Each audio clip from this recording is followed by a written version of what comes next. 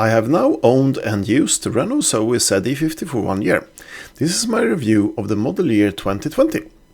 I will talk about the things I like, the things I don't like, problems that I've had and modifications that I've done to it.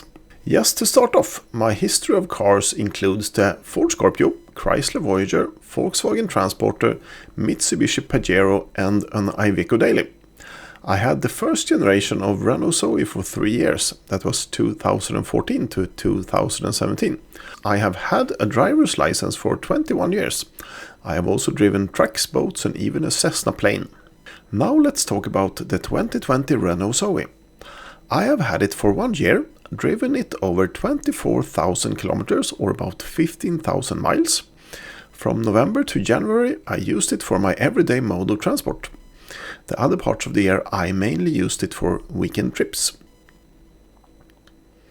5 things I dislike about the ZE50 2020. There is actually nothing that I genuinely dislike about the Zoe, but I was able to come up with the list anyway, but they are actually not that bad. Number 1. Windshield wipers. In my country of Sweden it gets cold with snow and ice in the winter. That is why it would be nice to be able to angle the wipers away from the window, so that they will not freeze. The back window wipers can do that. Number 2. No front mud flaps. Also a Swedish problem. Dirt from the road will show up on the front doors pretty fast. Number 3. Defroster. The defroster does not cover the whole windshield. If you use the built-in timer to start climate control before you leave, the cabin will be warm and also melt ice or snow on the windows. But the blower will not cover the whole windshield. The melted stuff will just slide down as slush. Since the motor will not make the hood warm either, the slush will turn into ice that is not that easy to remove later on. One time this winter I had to park the car in the garage for a couple of hours just to let it melt. Number 4. Auto functions. I can't really say that I dislike this. It is just that I don't use them. I am talking about lane assist and the auto headlight dipped beam functions. They are most likely real nice functions, but for the type of road I usually drive on, they are not that useful. Number 5. Bright lights. Also not such a bad thing. While driving at night, lights from the gear selector display is quite bright. 5 things I like about the ZE50 2020. Number 1. Range. Comparing it to the 2014 Zoe, the 2014 had a range of about 90 kilometers in cold conditions. The 2020 Zoe gets about 220 kilometers. My experience is that the 2020 model ranges from 220 to 400 kilometers. That is about double the range of the first versions. Comparing the availability of charging stations in 2014 to today, there are a lot of stations to choose from. I have never had any range anxiety with my Zoe in 2020. I even did a 4-day 1000 kilometer road trip in the summer of 2020 with no problems. Number 2. Lights. All lights, both heads and tails, are now LED ones. Really good. I have experience from halogen, xenon and now LEDs. LEDs are really nice. But in really cold conditions the light might be a bit frosty or icy, since they are not really that hot as other types of light bulbs. Number 3. Climate control. Heated steering wheel and front seats are really nice, especially in cold weather conditions. I usually keep the climate control at 22 degrees Celsius and in auto mode. While driving at minus 17 degrees Celsius, I actually felt like it was not able to keep up the cabin temperature while driving in eco mode. In normal mode, it worked well. Number 4. Entertainment.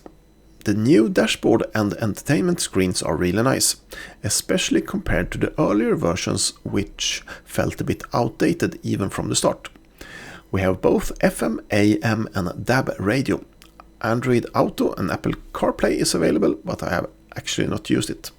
The navigation search function using Google Search is really good, as is the voice command. Speed sign readout is nice, even though I have seen it miss them sometimes. Mobile phone induction charger is also nice. Number 5, it's electric. Kind of obvious, right? The new 135 horsepower motor, the transmission and generative braking is nice. It just feels like ancient history to drive an internal combustion engine nowadays. I also like some of the auto functions, such as the auto parking brake that also works while standing still at traffic lights. I am a bit unsure about the gear selector. While it is more like a normal switch rather than a bit chunky mechanic thing, the new type of switch is good, but perhaps one could have removed it altogether or replaced it with a button on the dashboard. Problems. I have only had one major problem with the Zoe during this first year. Right after the first service, I got home and parked the car. 2 days later, it wouldn't start. It turned out that the 12-volt battery was drained. Kind of strange that the battery is not being charged at the same time as the big battery. The 12-volt battery will only be charged while driving. A towing company was sent out and they jump-started my car. Kind of funny. I then drove for an hour just to charge the battery up. The next day I took it to the service center again and they found out that a software update was available and needed. I don't know why that was not done at the yearly service or over there. Last thing, modifications. I have done 4 modifications to my Renault Zoe. Number 1. I have had front mud flaps mounted. I am not super sure if the car actually gets less dirty from that. Hopefully it can save it from some stone chips anyway. Number 2. Double floor in the trunk. Since you usually drive with both the Type 2 cable and the granny one, the trunk will look messy. I ordered a double floor thing that hides the cables and also have space for some more things. Now it looks really tidy. Number 3. Plastic cover for the exposed metal part also in the trunk. This is just painted metal that is really exposed if you put in and out things of the trunk. I mounted this myself, making it look even nicer. Number 4. And the last thing that I have added to my 2020 Renault Zoe is a dashcam with a rear view camera. I always keep the speed limits. It is super easy to do, since the speed is shown in digits rather than with the dial. Sure, there might be a slight difference between the displayed speed and actual speed, but I have measured this with the GPS. With winter tires on, the speed differs by 4 km an hour. So if I drive 54 km an hour, it is actually 50. It is more enjoyable to drive an electric car with good road handling, such as the Renault Zoe. I almost always used cruise control, even in town. For some reason, people will almost get annoyed by this. I therefore have the dash cam to be able to look back at possibly bad situations. That's all, folks. My YouTube channel is about travel and photography, but I occasionally do publish other videos such as this one. Please comment, like and subscribe, and I'll see you soon again.